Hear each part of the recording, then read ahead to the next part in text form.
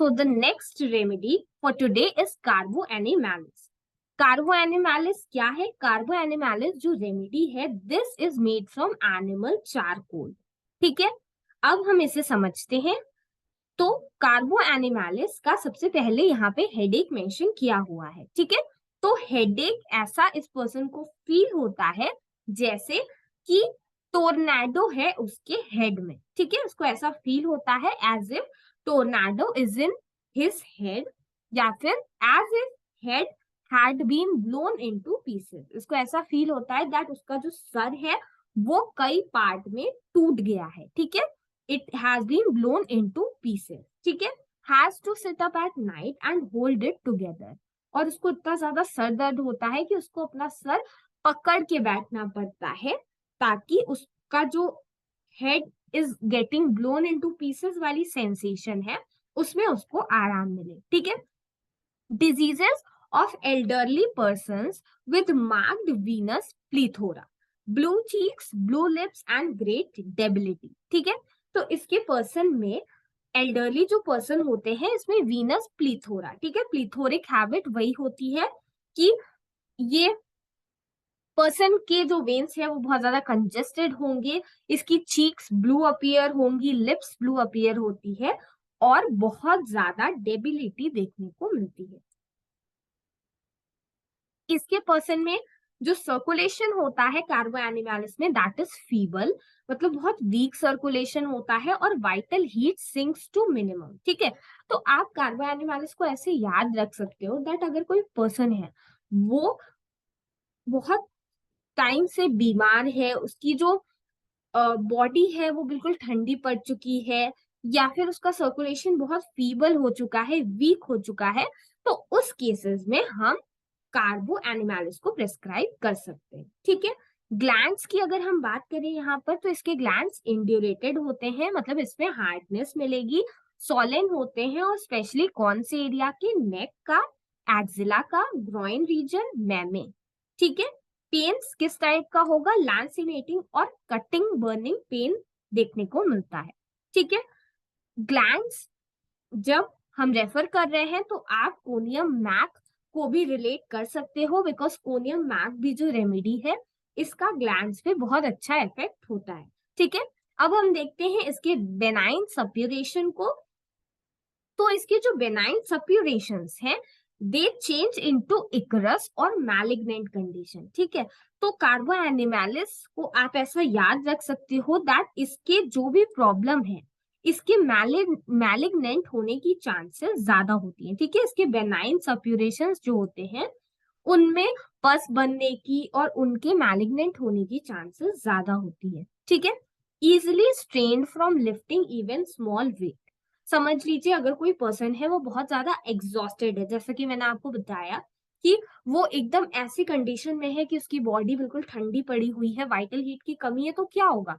वो कुछ भी उठाएगा, थोड़ा सा भी काम करेगा तो वो बहुत जल्दी थक जाएगा. ठीक है, तो easily strained from lifting even small weights. ठीक है, थोड़ा सा भी सामान उठाता है तो बहुत जल्दी थक जाता है. And overlifting easily produces great debility. ठीक है, ऑब्वियसली अब आप काम करोगे तो डेबिलिटी हो जाएगी और चलने फिरने में इसके एंकल्स भी टर्न कर जाते हैं अगर ये चलेगा तो. ठीक है, इसके जॉइंट्स भी बहुत वीक होंगे और जल्दी स्प्रेन हो जाएंगे ऑन लीस्ट एक्सर्शन. ठीक है, आगे अगर हम देखें तो इसका जो पर्सन होता है इसमें ओपन या फिर ड्राई कोल्ड एयर से एवर्जन देखने को मिलता है, मतलब इसको ओपन या ड्राई कोल्ड एयर बिल्कुल पसंद नहीं होती है.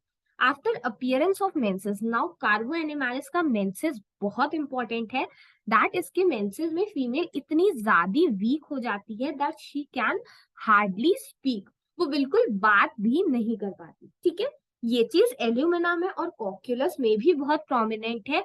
आप इसे कंपेयर करोगे तो ये कई बार एग्जामिनेशन में पूछा भी गया है दैट कौन से मेंसेस में जो फीमेल है वो बहुत ज्यादा एक्सट्रीमली वीक हो जाती है. This we have seen in alumina also and it is mentioned in cocculus also. ठीक है, मेंसेस का फ्लो हमेशा मॉर्निंग के वक्त होता है. ठीक है, इसमें एक और प्रोमिनेंट सिम्टम है दैट इसकी हियरिंग कंफ्यूज्ड होती है, मतलब जो फीमेल है वो बता नहीं पाती है कि exactly from which direction the sound is coming. ठीक है, कई बार चेस्ट पेन, ल्यूरेसी की प्रॉब्लम भी इसमें देखने को मिलती है। ठीक है, अब एक बहुत इंपॉर्टेंट पॉइंट है कार्बो एनिमालिस का कि इसके जितने भी डिस्चार्जेस होते हैं वो बहुत ज्यादा एग्जॉस्टिंग होते हैं। ठीक है, तो मतलब जो फीमेल है वो चाहे ल्यूकोरिया पास हो, डायरिया हो, मेंस्ट्रुएशन हो, उन सारे डिस्चार्जेस के बाद जो फीमेल है वो अपने आप को बहुत थका हुआ महसूस करती है। ठीक है, एग्जॉस्टेड महसूस करती है। ये चीज आर्सेनिक में भी है, लेकिन जो सोराइनम रेमेडी है इसमें सारे जो डिस्चार्जेस होते हैं वो एग्जॉस्टिंग ना होके ऑफेंसिव होते हैं। ठीक है, तो ये एक डिफरेंस है जो आपको ध्यान में रखना है। ठीक है, अब अगर हम एमिलियोरेशन और एग्रेवेशन दैट मीन्स मोडालिटीज की बात करें तो यहाँ पर एग्रेवेशन मेंशन किया गया है दैट इसको आफ्टर शेविंग कार्बो एनिमालिस के पेशेंट को एग्रेवेशन होता है, जबकि ब्रोमियम में इस पेशेंट को आराम मिलता है। ठीक है, हल्का फुल्का टच हो गया तो इसकी प्रॉब्लम बढ़ जाती है and after midnight. Now talking about the relations, यहाँ पे रिलेशनशिप मेंशन की गई है रेमेडीज की कि कौन सी रेमेडी के कॉम्प्लीमेंट्री हम कार्बो एनिमालिस को दे सकते हैं।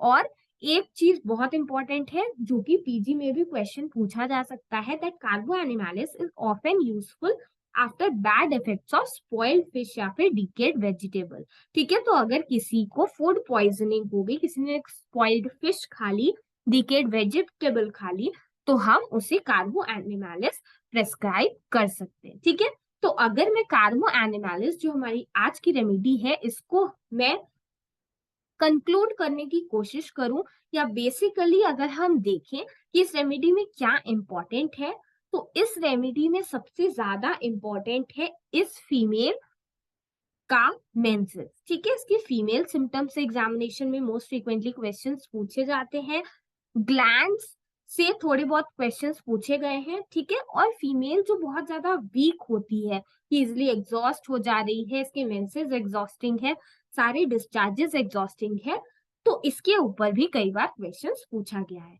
ठीक है, I hope you have understood this.